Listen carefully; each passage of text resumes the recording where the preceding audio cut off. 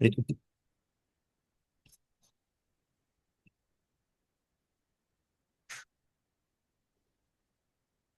არის ერთ-ერთი მეთოდოლოგია მომავლის კვლევების სტრატეგიული ფორსაიტი და დოკუმენტი, რომელსაც ვეყნობი არის OECD-ის 2025-ის რაპორტი. თვითონ ცოტათი ფორსაიტზე არის მოკლედ სისტემური პროაქტიული ფიქრის ინსტრუმენტი, რომელიც მიზნად ისახავს, რომ მოვემზადოთ იმ გაურკვევლობისკენ, რომელიც გრძელვადიან შორეულ პერსპექტივიდან, ასე ვთქვათ, პერსპექტივაში არის.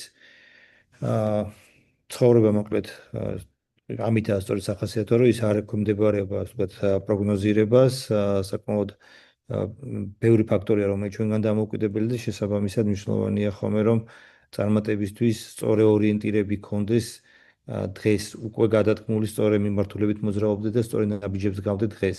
ამისთვის გარკვეულად ცუდი არ არის, რომ შეგეძლოს განშვრიტო საიდან ვითარდება სამყარო, რომელშიც გიწევს ოპერირება. მაგალითად, სტანდარტული ასე ვთქვათ, ეს არის სურვილები ადამიანების და კაცობრიობის და მოკლედ ერთ-ერთი ინსტრუმენტია სწორედ ეს სტრატეგიული ფორსაიტი.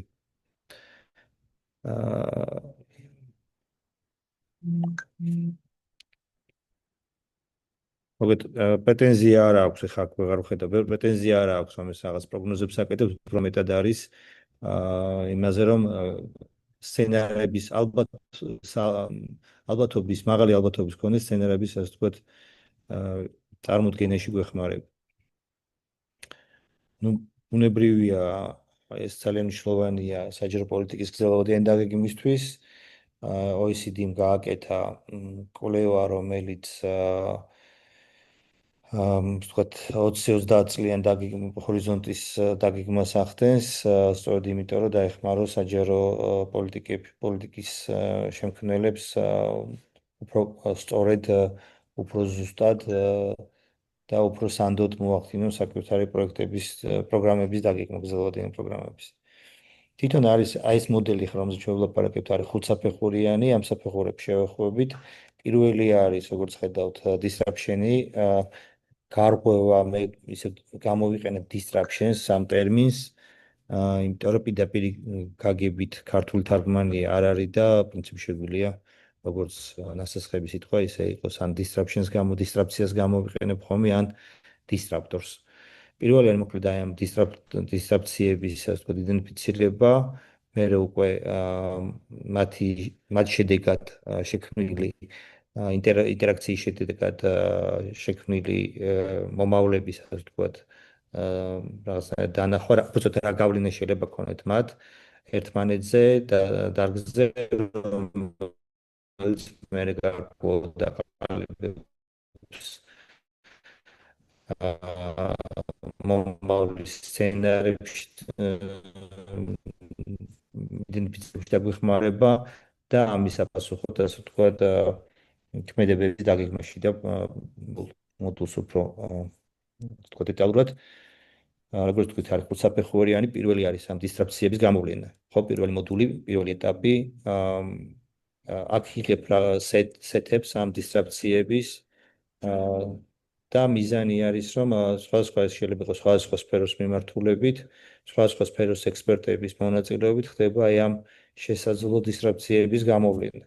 და ეს გვაძლევს საშუალებას, რომ გავიაზროთ ის ფაქტორები, რომლებმაც შეიძლება ზეგავლენა, რომლებიც ჩვენი ვარაუდით, ან ექსპერტების ვარაუდით ზეგავლენას მოახდენდნენ და ზემოქმედება იქნებათ კონკრეტული დარგის თუ ამ დარგთა შორისი განვითარებაზე რა პერსპექტივებს. მერე არის უკვე, მოგეთ პირველი არის ეს, ანუ სიგნალების სხვა მეთოდოლოგიაში ამას სიგნალების სკანირებასაც ეძახიან, ჰორიზონტის სკანირებას ეძახიან, როდესაც ხდება გამოვლენა იმ ფაქტორების და იმ ნიშნების, რომლებიც მერე გარდაიქმნება ტენდენციებში და ეს მნიშვნელოვან გავლენას მოახდენენ. მეორე მოდული არის უკვე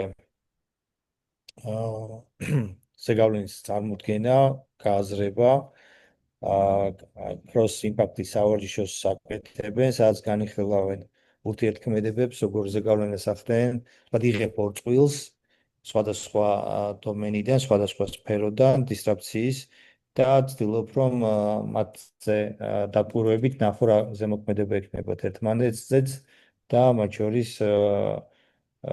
რა როგორ შეცვლიან, ასე ვთქვათ, ინდუსტრიები იქნება თუ სფეროები, რომელზეც ისინი ზეგავლენას მოახდენენ. ეს არის, ასე ვთქვათ, პირველი, ჯერ კიდევ არ არის, ასე ვთქვათ, მომავლის პროგნოზირება, მაგრამ ეს არის ამ მიმართულებით სვლები. ანუ აქ მათ შორის ეს არის მნიშვნელოვანია გავიაზროთ ჩვენი პოლიტიკებზე, რომელიც გვაქვს შემუშავებული, ძელვადიან სტრატეგიებზე თუ პოლიტიკებზე, ამ ფაქტორებმა, ამ დისტრაქციებმა რა გავლენა ან გამაძლიერებელ ან ნეგატიური ან პოზიტიური გავლენა შეიძლება. როგორც აგერ პრეზენტაციაში ხედავთ, მოდული პირველი და მეორე არის ორიენტირებული იმაზე, რომ გავაცნობოთ რა დისტრაქციები იქნება, რა გარღვევები იქნება.